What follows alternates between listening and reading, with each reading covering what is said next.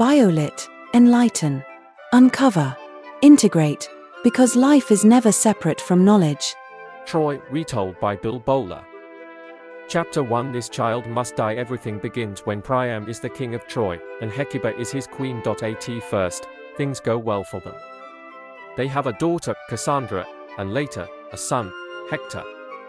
Then, after some more years, they have a second son. His name is Paris, but when this child arrives, Hecuba is not happy. What's wrong? Priam asks. "I'm afraid," Hecuba answers. "I see Troy in flames years from now, because Paris brings disaster to us." Priam takes away his young son fast. He speaks quietly to one of his men, Agelaus. "Take this child into the mountains. He must die there." So Agelaus takes Paris to Mount Ida.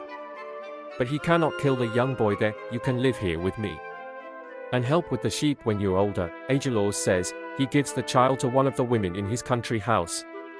Then he goes back to Troy. He gives a dead dog's heart to Priam and says, "My king, your son is dead. Here's his heart." "Good work, Agelaus," Priam smiles. The night Paris was born, the palace of Troy did not celebrate. Queen Hecuba stood beside the sleeping child, her hands trembling like leaves before a storm. In her dreams, she had seen the city burning, towers collapsing into ash, soldiers swallowed by flames, and the future of Troy dissolving like fragile tissue beneath a microscope. King Priam called it fear, but Hecuba understood something deeper. One small life could destabilize an entire civilization. So the infant was carried into the mountains, abandoned beneath the cold silence of Mount Ida. Yet the child survived, and history began to divide around him. In biology, the word mutation is used to describe a change in genetic information, a small alteration inside DNA that can quietly reshape the destiny of an organism, or even a species. Most mutations pass unnoticed. But some transform everything. Paris was like a mutation inside the body of Troy, at first, almost invisible.